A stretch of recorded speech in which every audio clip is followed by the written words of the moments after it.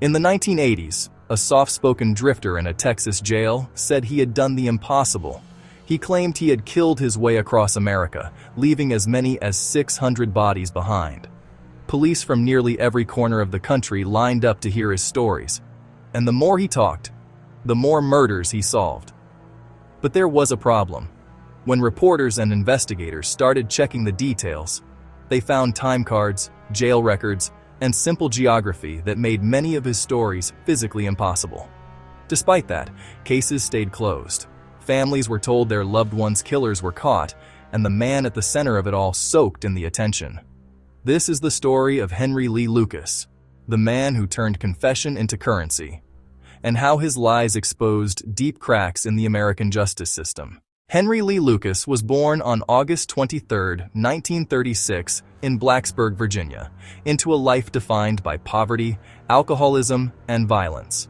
His mother, Viola, was reported to be an abusive sex worker who beat her children and brought clients into their small home, while his father struggled with alcoholism and disability. From an early age, Henry's world was chaos. He experienced physical abuse, neglect, and early signs of serious behavioral problems, a mix that would later help create his reputation as a dangerous drifter. By his teens, Lucas was already in trouble with the law. He drifted, stole, and bounced in and out of juvenile facilities and prisons, learning early how to survive on the margins and how to manipulate the people around him. This background doesn't excuse what he did, but it does help explain why, years later, so many people found it easy to believe that Henry Lee Lucas could have been a monster capable of hundreds of murders. On January 11, 1960, in Michigan, everything boiled over. During a violent argument with his mother, Henry struck her and stabbed her in the neck. He would later claim that the killing wasn't premeditated, that it was a sudden explosion during yet another fight. But the courts still saw it as murder. Lucas was convicted of second-degree murder for killing his own mother and sentenced to a long prison term. Behind bars, he seemed to settle into the role of a quiet, troubled inmate. For about a decade, he stayed in prison, serving his sentence. Then, in 1970, the state made a decision that would change countless lives. Henry Lee Lucas was paroled.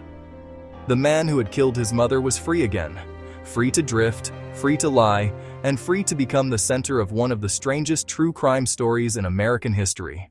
After his parole, Lucas went back to what he knew: drifting. He traveled across the United States, taking odd jobs, sleeping in cheap motels, and occasionally landing back in trouble with the law, including a sentence for attempting to kidnap a 15-year-old girl.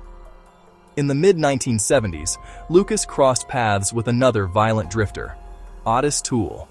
Toole was an arsonist and killer in his own right, and together they formed a disturbing partnership, mostly in Florida and Texas. Later, Lucas would claim that he and Toole traveled together, killing people along highways and back roads. Some investigators once believed those stories, but many of the details about their supposed joint crimes remain unproven or flat-out disputed. By 1983, Lucas's freedom was coming to an end. He was arrested in Texas on a firearms charge in June of that year. A fairly routine case that on its own should have been just another entry in his long criminal record. Instead, it became the doorway into something much bigger. Once in custody, Lucas began talking. He eventually led authorities to the remains of two women: his teenage girlfriend, often identified as 15-year-old Becky Powell, and an older woman, Kate Rich, sometimes described as his employer or landlord. He pleaded guilty to both murders. Along with the killing of his mother, these two victims form the core of what most experts now accept as his confirmed murders. 3 murders are horrifying on their own, but Henry Lee Lucas wasn't done. Not with killing, but with storytelling. At a court appearance related to the murder of Kate Rich, Lucas casually dropped a line that stunned the room. He asked, quote, "What are we going to do about the other 100 women I killed?" With that single sentence, Henry Lee Lucas transformed himself from a 3-time killer into something much more sensational, a supposed super serial killer. Word spread fast. Here was a man already convicted of multiple murders, now claiming he had killed again and again across multiple states. Locked in a Texas jail, Lucas began confessing to unsolved murders from all over the United States. He claimed he had been on an unstoppable killing spree for more than a decade. Over time, he would admit to roughly 600 murders. On paper, that would make him one of the most prolific serial killers in American history. But these weren't just stories told in the dark. Law enforcement agencies took him seriously, very seriously. As the confessions piled up, Texas officials created a dedicated unit, often referred to as the Lucas Task Force, under the Texas Department of Public Safety and the Texas Rangers. Its job was to coordinate the flood of incoming cases from around the country that Lucas was suddenly solving. Detectives flew in from all over the United States. They brought thick binders of cold cases, autopsy photos, and crime scene details, and sat across from Lucas in an interrogation room, hoping he held the key to their unsolved murders. And somehow, he often seemed to. Time after time, Lucas appeared to know details about victims, crime scenes, and methods. Details that, at first glance, only the killer should have known. But there was a catch. Later reporting and the documentary series, The Confession Killer, showed that many of these details weren't coming from Henry's memory. They were being fed to him, sometimes subtly, sometimes blatantly, by investigators desperate to close old cases. Lucas was treated unusually well for a prisoner on the hook for dozens, then hundreds of murders. He got fast food, cigarettes, coffee, and near-constant attention from officers and visiting detectives. In exchange, he gave them what they wanted: confessions.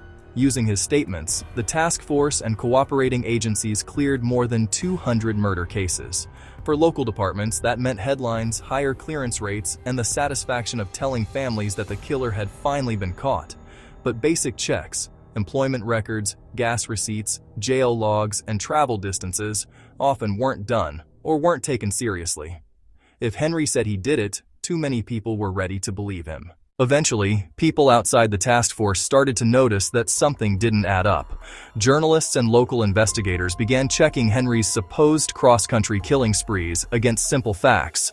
Reporters like Hugh Ainsworth and Jim Henderson compared his alleged travel routes with time cards, jail records, and physical distances. They found case after case where it was literally impossible for Lucas to have been at the scene when the murder happened. In some cases, he was documented to be hundreds of miles away. In others, he was locked up in another state at the time of the killing. Yet those cases had been officially cleared, based largely on his word. The Texas Attorney General's office eventually launched a review. Their conclusions were damning. Henry Lee Lucas was, in essence, a serial liar, and his confessions had been accepted with shockingly little scrutiny. At the same time, advances in forensic science, especially DNA testing, started to erode the foundation of his claims. Evidence ruled him out in several of the murders he had confidently confessed to. From death row, Lucas began to backtrack. He recanted many of his confessions, calling them fabrications and describing the entire spectacle as a kind of hoax, except, he admitted, for the murder of his mother. The image of Henry Lee Lucas as the most prolific serial killer in American history started to crumble. In its place, a new picture emerged, not just of a manipulative killer, but of a justice system that had allowed confessions to matter more than facts. Henry Lee Lucas received a death sentence in Texas for one of the murders tied to his confessions. But in 1998, Governor George W. Bush commuted Lucas's death sentence to life in prison. The decision wasn't about mercy alone. It came amid growing doubts about the reliability of Lucas's confession in that capital case, and about his confessions more broadly. For the rest of his life, Lucas remained behind bars. On March 12, 2001, he died in a Texas prison at the age of 64, reportedly from heart failure. Today, most experts agree that Henry Lee Lucas can be solidly tied to 3 murders: his mother, his teenage girlfriend, Becky Powell, and the older woman, Kate Rich. Nearly all of the hundreds of other victims exist in a gray area of disputed or debunked claims, false confessions, and unresolved investigations. For the families of those victims, the Lucas saga is its own tragedy. They were told their cases were solved. They were told their loved one's killer had been caught. And in many instances, that turned out to be untrue. The real killers in those cases may still be unknown. The records show a chilling reality. The desire to close cases and believe a neat story left some communities with false closure and no real justice. The Netflix documentary series The Confession Killer revisits this story in detail, using archival footage of Lucas smiling in interrogation rooms, joking with officers, and walking through crime scenes he likely never saw when the murders actually happened. Watching that footage now, it's hard not to see the entire operation as a performance. One in which Henry got attention and small comforts, while law enforcement got cleared cases and headlines. In the end, Henry Lee Lucas was not the unstoppable super predator he pretended to be. He was a proven murderer, a manipulator, and one of the most prolific false confessors in modern history. His story forces us to ask uncomfortable questions about how we investigate crimes, how we treat confessions, and how easily a narrative can overshadow the truth. For the confirmed victims, his mother, Becky Powell, and Kate Rich, Henry Lee Lucas was a very real killer. For hundreds of other families, he was something else, a distraction that may have pulled the investigation away from the real murderer. This is the legacy of the confession killer.